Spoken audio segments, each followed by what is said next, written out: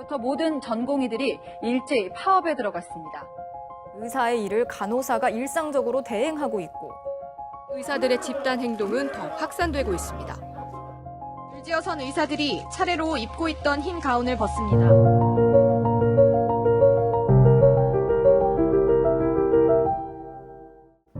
매년 반복되는 의사 파업. 누구는 의사들의 욕심이라 말하고 또 누구는 정부의 무책임을 지적합니다.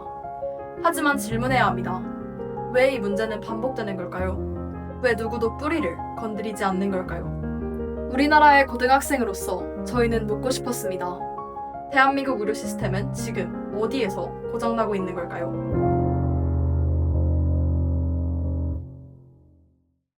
이전 정부는 필수 의료에 주목하였습니다. 여기서 과연 필수 의료란 무엇일까요? 병원에 필수가 아닌 과는 없어요. 필수 의료과라는 말보다 아마 여러분이 생각하는 죽고 사는 문제나 영구적인 장애라고 얘기한다면 바이탈과일 거예요. 이들은 사실 필수 의료라는 개념의 정의는 모호하며 그러한 구분이 어렵다고 설명합니다. 예를 들어 갑작스럽게 시력이 손상된 응급 상황에서는 안과도 필수 의료가 될 수 있는 것이죠. 우리나라 의료 시스템의 문제로 꼽히는 요소들은 다양합니다. 그 중에서 저희는 기피과 문제와 의료 수가 문제, 이렇게 두 가지에 집중했습니다. 기피과란 전공으로 지원을 꺼려하는 과를 의미합니다. 대표적인 기피과로 알려진 전공들은 외과, 소아청소년과, 흉부외과, 응급의학과 등이 있습니다. 실제 통계가 이를 뒷받침합니다. 24년도 상반기 레지던트 1년차 전기 모집 결과에 따르면 소아청소년과의 확보율이 17.6%로 가장 낮았으며 그 뒤는 외과 62.5%, 산부인과 71.9%, 응급의학과 84.2%가 차지했습니다. 이는 영상의학과 100%, 마취통증의학과 99.5%와는 크게 대비되는 수치입니다. 25년도 모집 결과에서도 산부인과 확보율이 0.5%에 머무는 등 기피과 현상은 우리나라 의료 시스템의 고질적인 문제 중 하나입니다.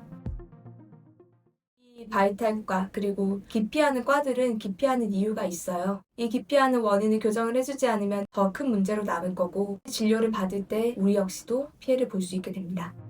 외성의과의 경우 막대한 자원 투자의 필요성으로 인해 기피과가 되었다고 설명합니다.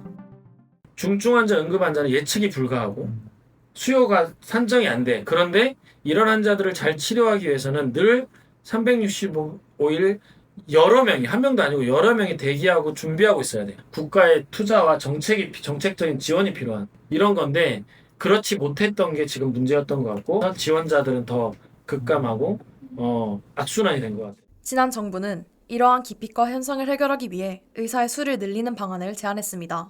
이른바 낙수효과로 인해 궁극적으로 기피과에도 지원자들이 몰릴 것이라고 주장했습니다. 하지만 저희가 만난 의료진들은 이 논리가 잘못되었다고 지적했습니다. 이거 지금 바이탈과 의사들한테 굉장한 모욕입니다. 이제 할 일이 없어서 가는 게 아니라 이 일하면 힘들고 박봉인 거 알지만 그래도 할 수 있겠다라고 생각을 해서 선택을 하는 거예요. 예를 들면 뭐 1년에 외과 전공의를 뭐 200명을 지원을 하는데 그러면은 3,000명에서 5,000명이 되면은 뭐 3,400명이 지원하겠냐? 그렇지 않거든요. 병원만 늘린다고 해서 그 사람들이 필수과를 할 거냐? 그렇지 않다는 거고요. 두 번째 문제는 낮은 의료 수가입니다. 의료 수가 제도란 의료 서비스에 대해 정부가 사전에 책정한 가격에 따라 진료비를 지급하는 제도입니다. 우리나라는 행위별 수가들을 근간으로 측정하며 이는 의료보험의 도입과 동시에 실시된 제도입니다. 우리나라의 연간 의료보험 수가 평균 인상률은 2019년도부터 지속적으로 감소 추세를 보여 2024년에는 1.98%였습니다. 나아가 필수 의료 현장에서 필요한 대책에 대해 의사들의 약 70%가 의료 수가 인상 및 개선이라고 응답했습니다. 의료계는 과거 낮게 책정된 수가가 아직 정상화되지 않았다고 주장합니다. 의료 수가가 굉장히 낮은 수가로 시작이 되다 보니까 본인의 이 일들을 좀 경제적으로도 어느 정도 이행될 만큼 할 수 없는 그런 환경이 계속 반복이 됐어요. 이렇게 낮은 의료 수가는 기피과 현상의 원인이 되기도 합니다. 필수과를 하는 거는 결국은 필수과를 하는 사람들이 눈총을 안 받으면 돼요. 이 병원에서 눈총을 받는 이유는 돈을 못 벌어다 주니까 병원에. 대상 환자 한 명 받을 때마다 적장 안 한다 그러면은 당연히 병원장이나 그 병원의 오너는 싫어하겠죠. 그러면은 그거는 결국 수가 문제가 되는 거고. 의료 수가의 정상화는 기피과 현상의 해결책으로도 거론되었습니다. 사람을 유인하기 쉬운 거는 돈이에요. 지금 원가에도 못 미치는 수가를 하다못해 진짜 원가로만 맞춰주려고 해도 더 많은 돈이 필요할 거고 그거를 우리 국민들이 부담할 의향이 있냐 그런 질문에 대한 답을 할 때가 된 것 같아요. 저희는 필수 의료, 기피과 혹은 바이탈과로 지칭되는 분야에서 종사하고 계신 선생님 세 분의 이야기를 더 자세히 들어봤습니다. 과거 소아응급에서 종사하시다가 지금은 성인응급 분야에 계신 정현정 선생님께서는 소아응급이 기피되는 이유 중 하나로 높은 소송 위험과 그에 따른 감당 불가능한 비용을 꼽았습니다. 경우에는 기대 연명이라는 게 있고 이 아이가 커서 어느 정도 직장에서 어느 정도 연봉을 받았을 때 벌 수 있는 돈들 이런 것들 계산하기 때문에 잘못되면 이제 소송 액수가 천문학적이에요.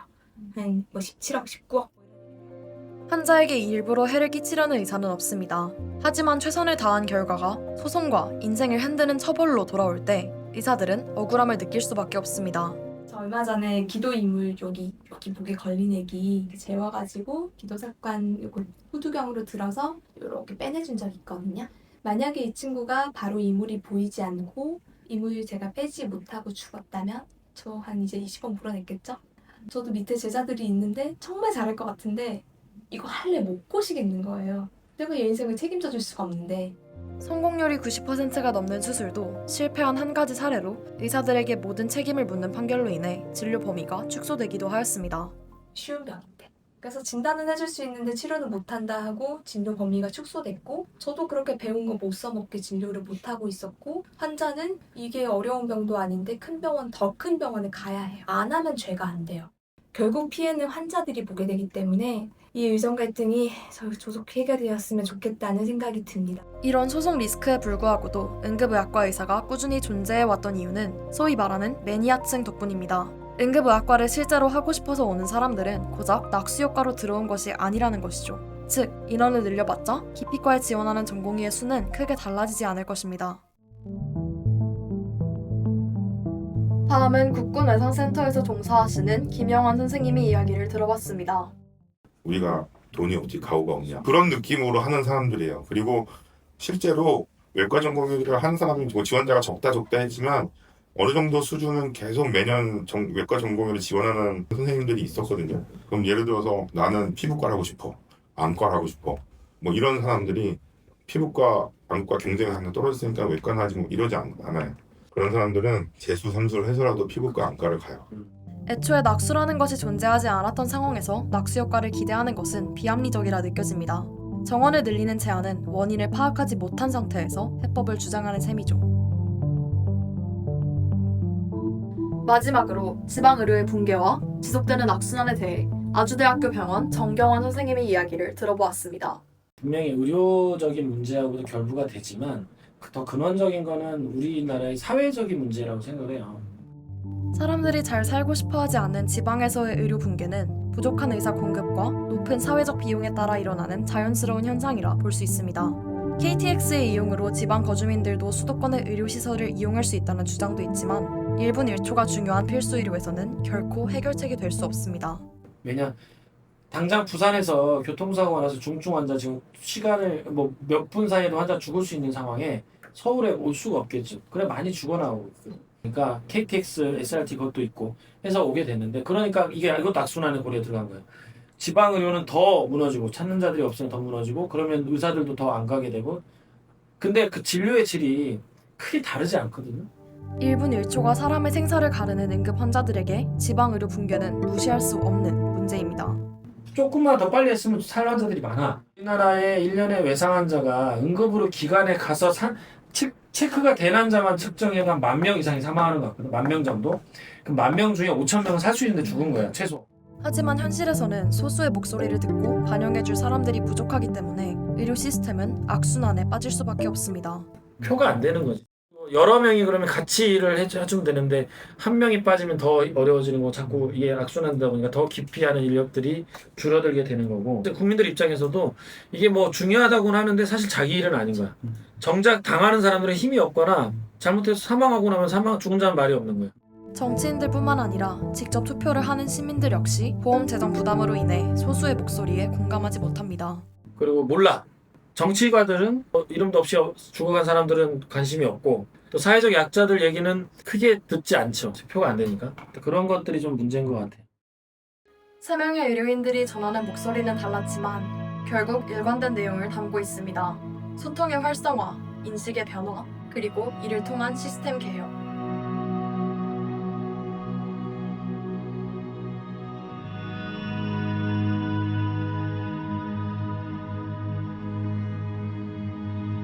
의료계 내의 다양한 목소리를 듣고 소통을 통해 나아가야 합니다.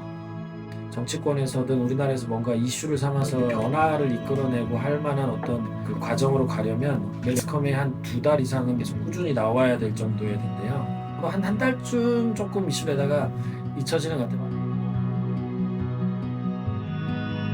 의정 갈등은 곧 시민들의 건강과 생명에 직결되는 문제이므로 모두의 관심이 필요합니다. 아까 얘기했지만 전문가들 현장의 목소리를 가지고 꾸준하게 투명하게 좀 혹시 정권 바뀌면 또 바뀌어요. 정치가 따라서 바뀌고. 지금은 일관된 방향이 필요한 시점입니다. 앞으로는 끊임없는 소통과 시민들의 관심을 통해 대한민국 의료 시스템의 변화를 이끌어 나가는 것은 어떨까요?